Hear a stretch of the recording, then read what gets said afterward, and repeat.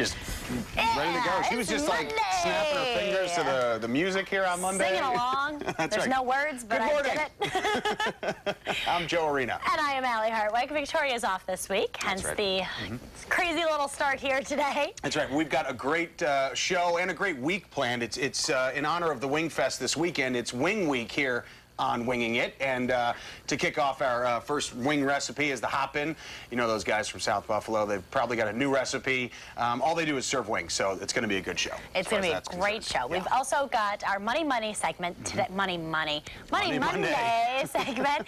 Carl Camardo from Geico is here to show you how to follow up after a big interview, which is good because not a lot of people know how to do that, myself being one of those people. That's right. Carl's an expert on that stuff. He so is? We'll have him a little bit later, but of course, everyone's talking about it this Monday. I was glued to the TV this weekend. Did you watch the coverage, the Irene coverage? You know what I'm talking about? Some of it, yes. I got most of my news online, but I did watch a lot of the coverage. Well, that's the way it is these days. You go online or you have your computer and your TV, but we were watching. We want to show you some video right now of, you know, everyone was talking about the cleanup now has begun after the hurricane hit North Carolina. That's where it hit first and turned into a tropical storm as it swept the Northeast. Crews were scrambling to restore power in affected areas. I believe almost 5 million people are still without power.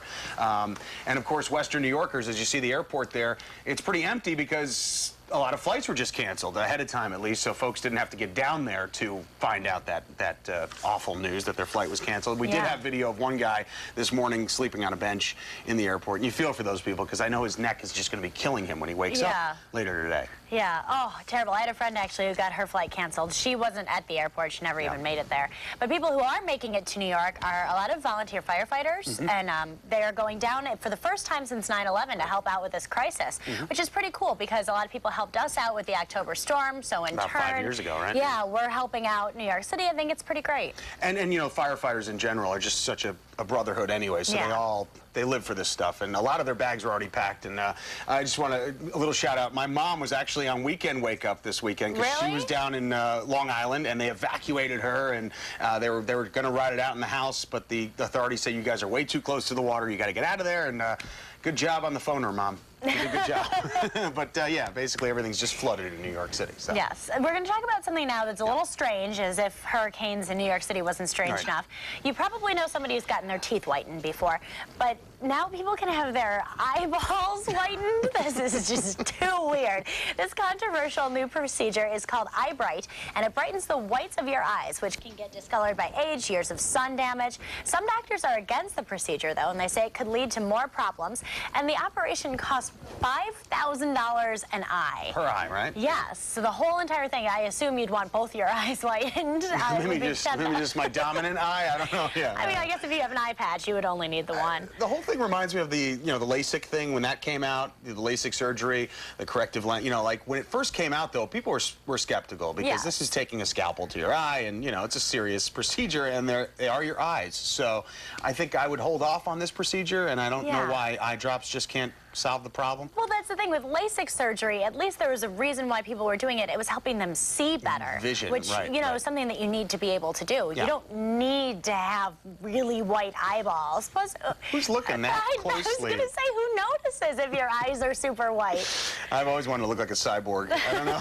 All right. Awesome. All right, well, we'll get back to the eye thing down the road. We'll probably have some tragic story about it to report. But hey, there's good news out there for all you chocolate lovers. We had new reports out today that British researchers have discovered that eating lots of chocolate could decrease your risk of heart disease and stroke by about 1/3. And I have no problem with that study. No, that sounds like a great study. Like you never hear a study like that, you know? Yeah, eat chocolate. Eat and drink a lot of chocolate milk, and it's good for your skin or something like that. You don't hear that kind of stuff. But it is nice. We're finding out more and more and getting more and more proof that the good things in life are actually good for you, like chocolate. Red wine is another one that's very good for your heart. Right? They say that. Yeah, so, you know, you have that extra excuse to indulge. All right, here's the thing, though. All in moderation, researchers do say, or experts say, you don't want to load up too much on the chocolate. Yes. Or else, you know, you get diabetes while trying to avoid heart disease. Yeah, that's called counterproductive. So don't eat too much, and eat that dark chocolate. It's probably a little bit better for you. Yes. All right, you had a busy weekend. I did. On Elmwood Avenue. I did. It was a very, on the Avenue. Down the strip. The Avenue was extremely busy.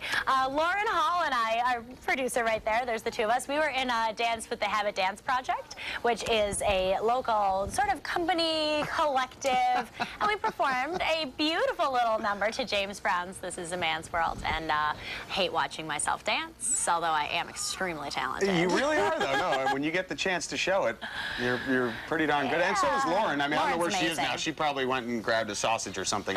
She was thinking this is her break time. Who shot this? Is this a friend of yours? Because no, it was a News 4 photographer. It was, okay. Yes. Great job, though. No, great job. Yeah, I think so. It was a ton of fun. It was cool seeing everybody out and about, too. Yeah, I just got to ask you a question. After you're doing all that kind of stuff, does your body, like, hurt the next day? Did you pull anything? Because I couldn't even, watching that, like, yeah, hurts my back. We rehearsed a lot, and after the first rehearsal, I realized how completely out of shape I was. But today I feel great, minus the fact that I fell going up the stairs. You're so modest. So I hurt my arm. All right, very bendy.